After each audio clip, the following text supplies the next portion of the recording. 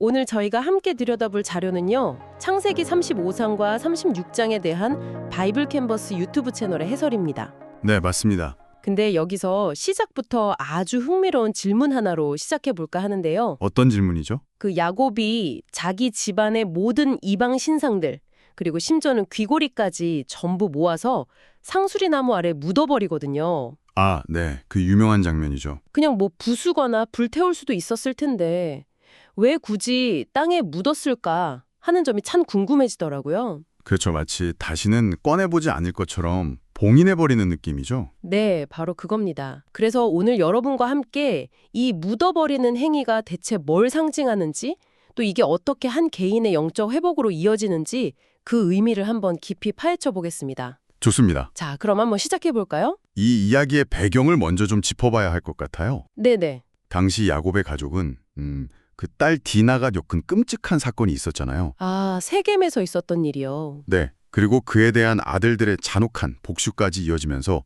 그야말로 절체절명의 위기에 처해 있었습니다. 주변 부족들의 보복이 언제 시작될지 모르는 정말 일촉즉발의 상황이었죠. 바로 그때 하나님께서 야곱에게 나타나셔서 이렇게 말씀하십니다. 일어나 베델로 올라가라. 보통 이런 위기 상황이라면 빨리 피하라거나 뭐 구체적인 해결책을 주실 법도 한데요. 그렇죠. 근데 목적지가 하필 베델이라는 점이 굉장히 중요한 것 같아요. 맞습니다. 야곱이 과거에 형 에서를 피해서 도망칠 때 정말 가장 외롭고 두려웠던 그 순간에 하나님을 처음 만났던 바로 그 장소잖아요. 네.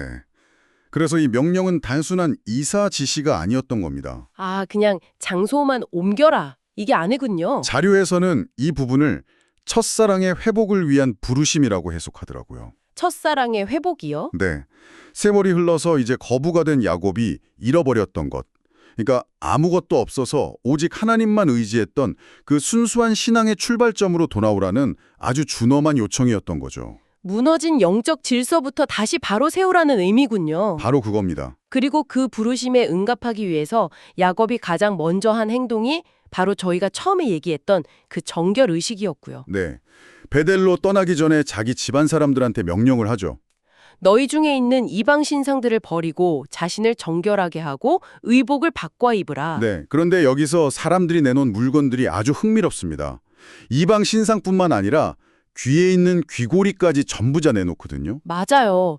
왜 하필 귀골이었을까요? 이게 정말 궁금했어요. 자료에서는 이 귀고리들이 그냥 뭐 예쁘게 보이려는 장신구가 아니었을 가능성이 높다고 봐요. 아, 그냥 액세서리가 아니다. 네.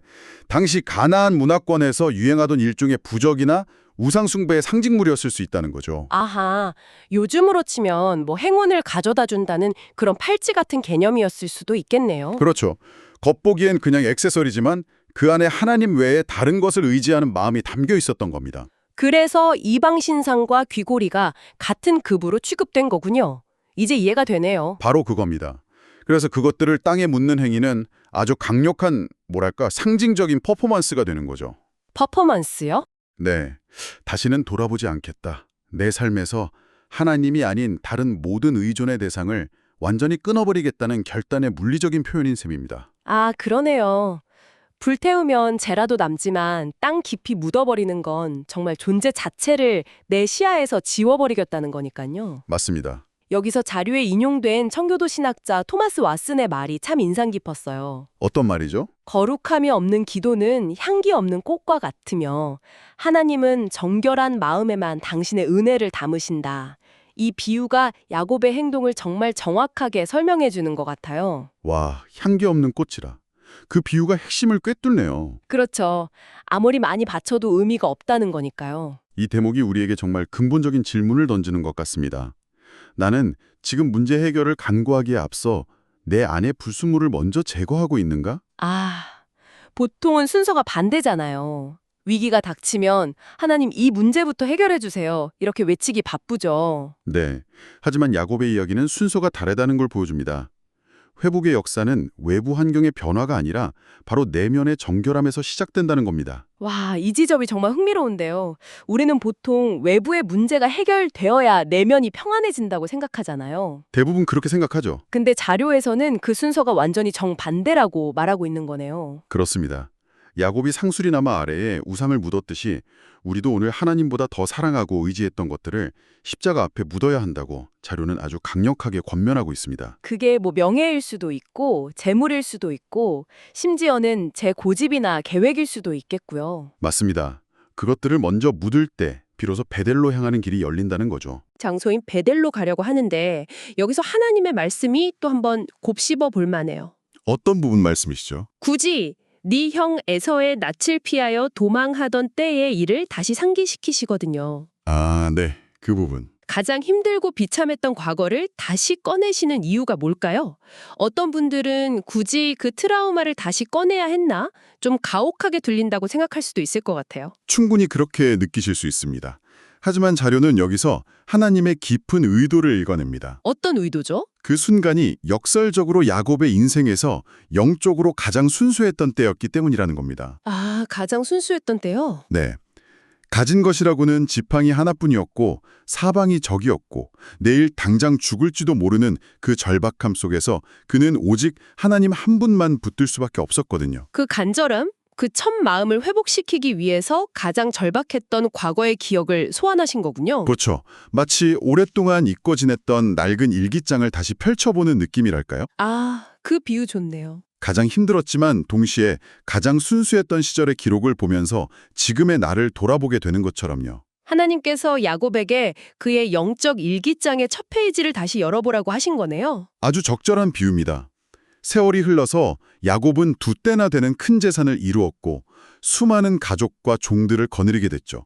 풍요와 안정이 찾아온 겁니다. 하지만 그 안정감이 오히려 독이 된 거군요. 네, 영적인 잠을 불러온 거죠. 그래서 자료가 이런 날카로운 질문을 던집니다. 오늘 당신이 서 있는 자리가 혹시 영적 세겜을 아닌지요? 평안함에 취해 베델의 서원을 잊고 있지는 않습니까?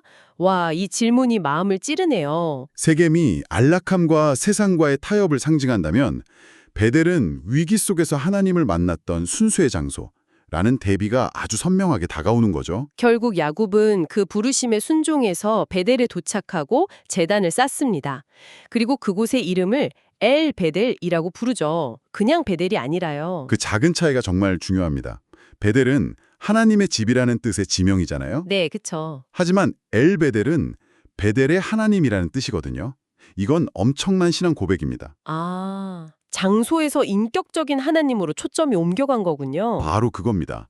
과거에는 하나님의 집이라는 장소 자체의 의미를 두었다면 이제는 그 장소의 주인이신 하나님을 온전히 만났다는 고백을 하는 거죠. 정결의 과정을 거쳐서 약속의 장소로 돌아왔을 때 비로소 그를 지키시는 하나님을 다시 만난 거네요. 맞습니다.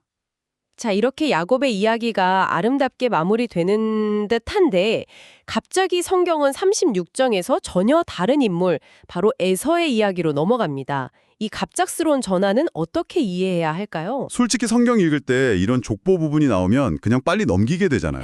맞아요. 누가 누구를 낳고 좀 지루하게 느껴지죠? 그런데 자료에서는 이 지루해 보이는 목록이 실은 엄청난 세상적 성공을 보여주는 리스트라고 해석합니다. 그래요. 그냥 이름만 쭉 나열된 것 같았는데요. 자세히 들여다보면 정말 놀랍습니다. 에서의 후손들 중에는 족장, 왕이 끊임없이 등장해요. 한 지역을 다스리는 권력자들이 계속 나왔다는 거군요. 네. 세상의 관점에서 보면 에서의 가문은 그야말로 대성공을 거둔 겁니다. 성경은 그 사실을 숨기지 않고 아주 상세하게 기록하고 있죠. 그런데 바로 그 화려함 때문에 하나님의 진짜 시선이 어디에 있는지가 더 극명하게 드러난다는 말씀이시죠? 정확합니다. 바이블 캔버스의 해설은 이걸 영화의 카메라 워크에 비유하는데 정말 탁월한 비유라고 생각해요. 카메라 워크요? 네. 카메라는 36장에서 에서 가문의 화려한 성공과 수많은 왕들의 목록을 쭉 훑어서 보여줍니다. 와, 정말 대단해 보이죠? 네, 그렇죠. 그런데 그 장면이 끝나자마자 카메라는 조용히 다시 베델에 있는 야곱에게로 돌아갑니다. 마치 이게 진짜 이야기다라고 말하듯이요. 와, 그 비유를 들으니까 완전히 새롭게 보이네요. 세상은 에서의 족보에 실린 왕들의 이름에 열광할지 몰라도 하나님의 관심은 여전히 언약의 자리에 머물고 있는 야곱에게 고정되어 있다는 걸 보여주는 거군요. 그렇습니다. 모든 것을 묻고 하나님께 돌아온 야곱의 길과 세상적인 번성을 좇아서 언약 밖으로 나아간 에서의 길이 결국 어떻게 달라지는지를 아주 극명하게 보여주는 장치인 셈이죠. 하나님의 관점에서는 그 화려한 에서의 족보보다 베델에서 먼지 날리며 쌓아 올린 야곱의 투박한 제단 하나가 훨씬 더 중요하다는 메시지네요. 바로 그 메시지를 던지고 있는 겁니다. 자, 이 모든 걸 종합해보면 오늘 이야기는 우리에게 회복의 원리에 대해 아주 분명한 길을 보여주는 것 같습니다. 네. 야곱이 상수리나무 아래 무언가를 묻은 이 행위는 단순히 과거의 종교의식을 넘어서 오늘 우리 삶에도 동일하게 적용될 수 있는 원리인 거죠. 맞습니다. 자료의 표현을 빌리자면 내 삶의 우상들을 과감히 몫고 하나님이 기다리시는 베델로 향하는 복된 걸음이 필요하다는 거고요. 네. 진정한 회복은 외부의 문제가 해결되는 것에서 시작하는 게 아니라 내면의 우상을 제거하고 하나님과의 첫 관계를 회복하려는 결단에서 출발한다는 것. 이게 오늘 내용의 가장 중요한 핵심입니다. 야곱의 이야기는 우리에게 계속해서 무엇이 먼저인가를 묻고 있네요. 기도가 먼저인가? 정결이 먼저인가? 문제 해결이 먼저인가? 관계 회복이 먼저인가? 오늘 이 이야기가 여러분께 마지막으로 이런 생각할 거리를 던져주는 것 같습니다. 자료는 야곱이 앞으로 나아가기 위해 무엇을 묻었는지에 초점을 맞췄잖아요. 네. 그가 버리고 단절해야 했던 것들이죠. 하지만 그는 동시에 무언가를 쌓았습니다. 바로 제단이었죠. 아주 중요한 지적이십니다. 묻는 행위는 끝이 아니라 새로운 시작을 위한 준비 과정이었던 셈이죠. 내 안에 불필요한 것들을 비워낸 그 자리에 하나님을 향한 예비라는 새로운 것을 채우는 것까지가 회복의 완성이군요. 네. 비우기만 해서는 안 되고 반드시 거룩한 것으로 채워야 하는 거죠. 그렇다면 여러분 한번 생각해 보시면 좋겠습니다. 당신의 삶에서 낡고 불필요한 것들을 묻어버린 바로 그 자리에 당신은 새롭게 무엇을 쌓아 올리고 있습니까? 당신의 제단은 과연 어떤 모습인가요?